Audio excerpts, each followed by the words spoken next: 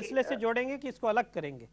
देखें, ये तो अल्लाह माफी दे अगर मैं उन लोगों में, उन दहशत गर्दों में मैं इन्वॉल्व तो नहीं हूँ कि मुझे पता हो कि उनकी असल सोच क्या है। मैं तो ये कह रहा हूँ कि जो भी कम्युनिटी हो, चाहे वो क्रिश्चियन कम्युनिटी हो, हिंदू कम्युनिटी हो, सिख कम्युनिटी हो, मुसलमान कम्युनिटी हो, वो अहमदी कम्युनिटी हो, जो भी है पाकिस्तान के अंदर, जिस कम्युनिटी को भी टारगेट किया जाता है उसको कंडेम करना चाहिए, क्योंकि किसी का भी कोई हक नहीं पहुंचता कि किसी पे वो इस किस्म का हमला करे, उन लोगों पे अटैक करे।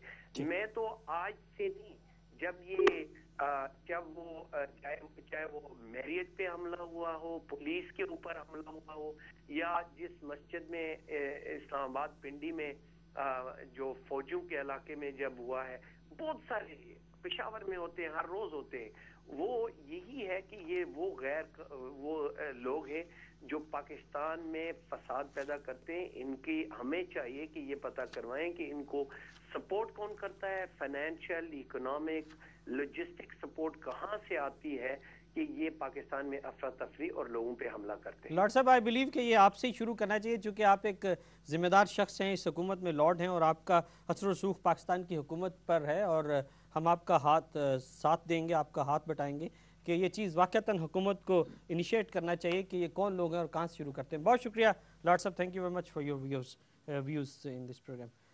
इमाम साहब, चट्टा साहब माज़ के साथ मैं ज़रा इमाम साहब से इनका व्यू ले लूँ, चूँकि इनकी जमात जो है इस वक्त वो ग्रीव्ड पार्टी है। इमाम साहब ये फरमाइए, लॉर्ड साहब ने ये कहा कि वो इसको कंडेम करते हैं और फिर वो ये कहते हैं कि इनके अलग बिलीफ है, लेकिन कंडेम भर तौर इसको ये करते हैं।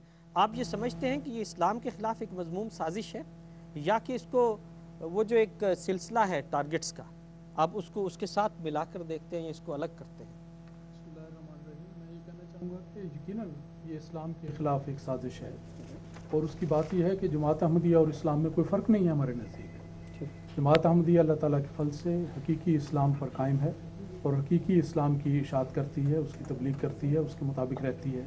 तो इसलिए जमात अहमदिया पर जो हमला है किया गया है, बहुत ही भयानक हमला है। इसके नतीजे में यकीनन इस्लाम को बहुत शदीद नुकसान पहुँचता है, और इस वजह से इसको दोनों में फ़र्क नहीं किया जा सकता।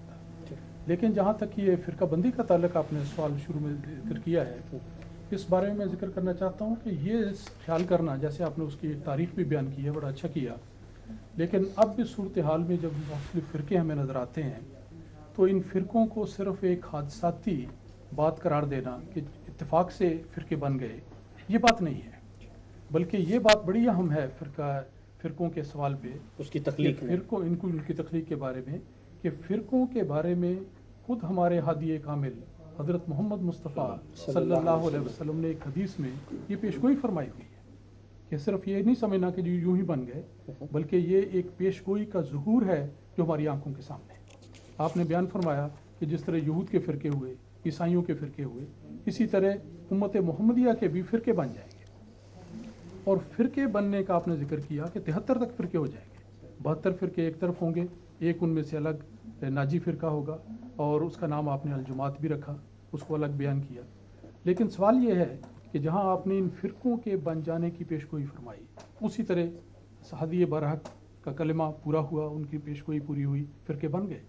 लेकिन किसी फ़िरके के बारे में आपने कभी ये नहीं कहा कि वो दूसरे फ़िरकों को काफिर करार दे, या उनको वाजिबुल कत्ल करार दे, या उनके ख़िलाफ़ प्रोपेगेंडा शुरू कर दे।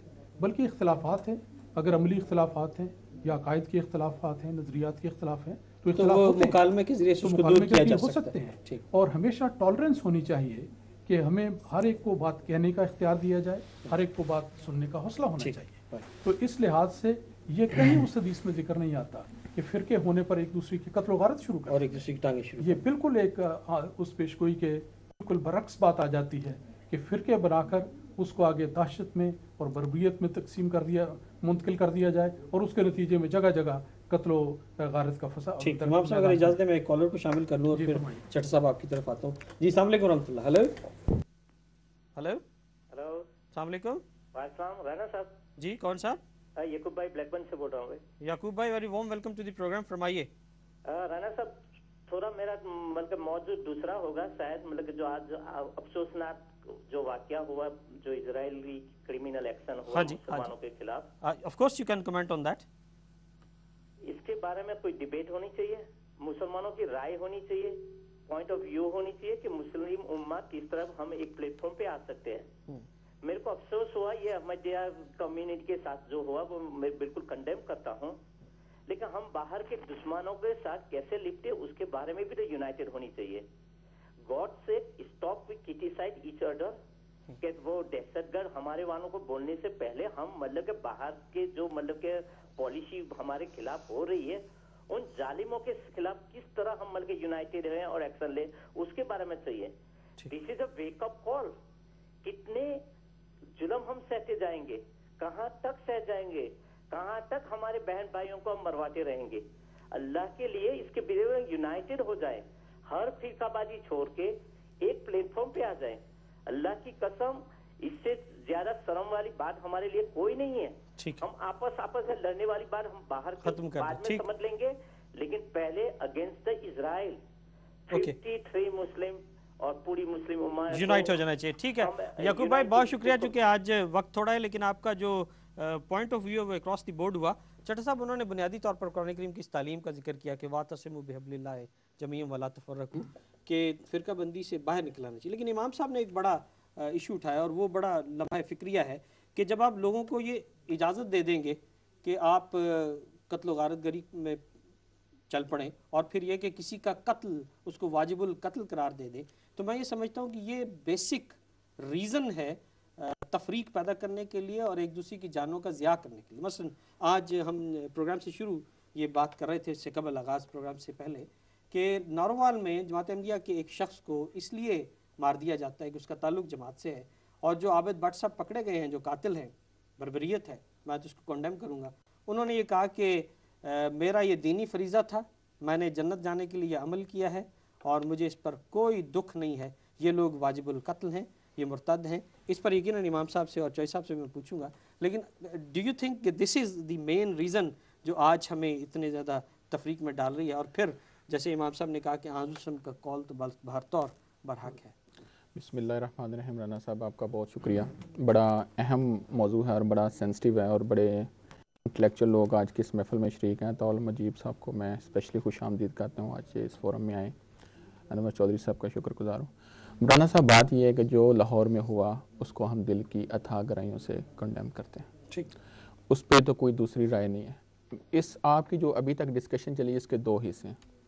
एक हिस्सा ये है कि अहमदी कम्युनिटी का बिलीफ क्या है, दूसरा हिस्सा है कि अहमदीज़ के साथ ये जो हुआ ये बड़ा ही जुल्म हुआ, जबर हुआ।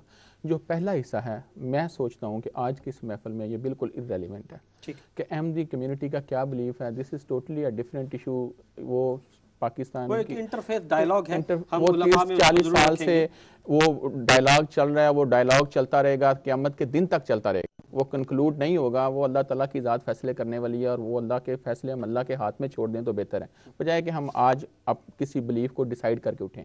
मुझे एक दिल की अथाह गहराइयों से यकीन है कि अहमदी उतने ही अच्छे पाकिस्तानी हैं जितना मैं पाकिस्तानी हूँ, जितना कोई सुन्नी पाकिस्तानी है, जितना कोई गोजरा में कत्ल होने वाला ईसाई पाकिस्तानी था, या जितना जस्टिस राणा भगवान दास एक हिंदू बिलीफ के साथ पाकिस्तान में रह के मार्क ऑफ एक्सीलेंस तक पहुँचता है, वो पाकिस्तानी है। इनकी पाकिस्तानियत पे हमें शक शुबा नहीं करना चाहिए और ये सोचना चाहिए कि जिन्होंने अहमदिया कम्यूनिटी पे 28 मई को अटैक किया है, हमारा ये बिलीव है कि उन्होंने पाकिस्तान पे अटैक किया है।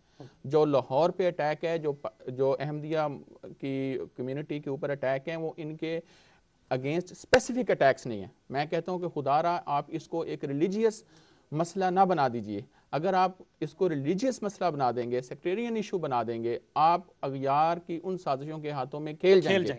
आपको वो पिन पॉइंट करके आइसोलेट कर देंगे। आप मिनॉरिटी हैं, आप क्यों अपने आप को मिनॉरिटी में रहते हैं? आप अपने आप को पाकिस्तानी रखें।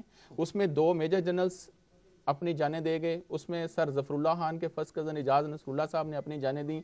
इन लोगों का रोल पाकिस्तान बनाने और बचाने में किसी को शक है? मुझे कोई शक नहीं है और वर्स्ट मेजोरिटी ऑफ पाकिस्तानीज़ को कोई शक नहीं है। जो अपने मुंह से एक दफ़ा कहता है मैं पाकिस्तानी हूँ, वो पाकिस्तानी है और उसको आईने पाकिस्तान जो हकूक़ देता है उसको वो हकूक़ मिलने चाहिए। हमें सबको मिलके इस साजिश के ख़िलाफ़ जो है लड़ना है।